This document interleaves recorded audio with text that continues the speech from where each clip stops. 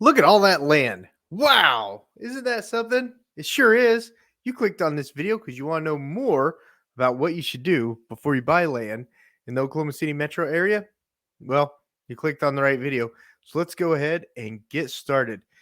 6 things that you need to know about when buying land in the Oklahoma City metro area. Number 6, CCRs or deed restrictions. Want to build a metal farmhouse on a property? Make sure there's no deed restrictions. Well, Josh, everyone in the neighborhood, they look like they could do it. Okay, but if you don't make sure there's not deed restrictions, you may not be able to do it. So it's really important to check the CCRs and the deed restrictions so that what you want to do with your land is actually allowed. Thumbs up if that's helpful. Thumbs up if that's helpful. Number 5, utilities. Do you work from home and you need good internet? Better check on that before you buy that land. Oklahoma, we're notorious for bad internet in rural areas. Now, there are some amazing power companies putting fiber throughout the state with grants, and the state legislation just passed some bills that can help provide grants to up the internet quality throughout the state. But guys, we're still lacking. So if you work from home and utilities are important, like internet, like having the cell phone service that you've had the whole time that you've had a cell phone, double check those things. Make sure they're available. Most typically, you can always get electric in most areas in the state of Oklahoma. Give that one a big thumbs up if that's helpful too. Number 4, distance to X.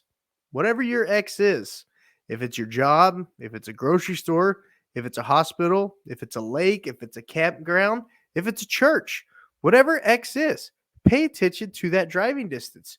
Just because on the map it looks really close together doesn't mean the roads to get there are going to get you super close together. Give that a big thumbs up. Give it a big thumbs up. Oh, and by the way, if you didn't know, we do have 11 acres available at the time of this video in McLeod, Oklahoma. That was that video that I was showing at the beginning of the video. Let me show you that 11 acres one more time real quick.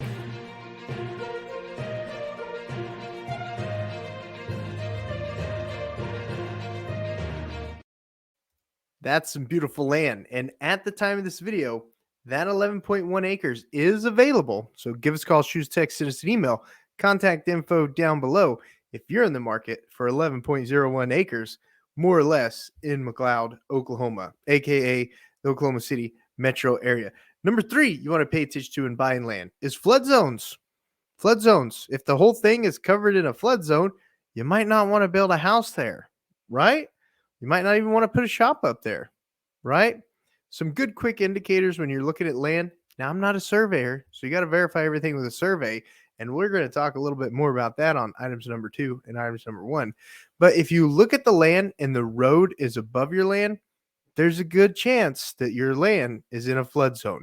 They usually don't build roads in flood zones. That's a good indicator to get a quick reference on if your land is in a flood zone or not. Number 2, most important thing that you want to do when buying land is get a survey. Get a survey. Just because the fence there doesn't mean that's the land.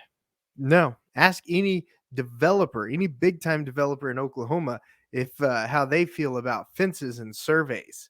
You better get a survey and you better make sure that you know what you're buying. If you're buying a 140 acre tract and it's really only a 120 acre tract because a fence is 20 foot over the line and it's been there longer than 15 years, you might not be buying 140 acres, and you definitely want to check that before you buy it.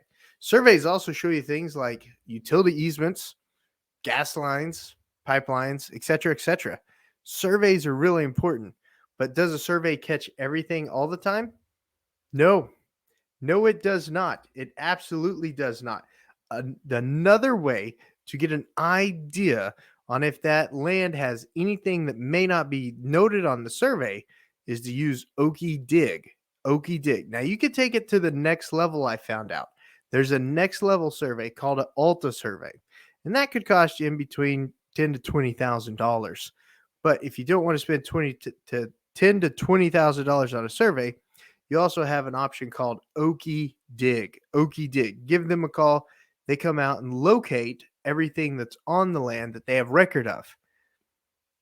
So it's a when you're buying raw land, you always want to do as much as you possibly can to ensure you're getting what you're getting, and you're going to be able to do with the land what you want, because there's a lot of stuff involved in it.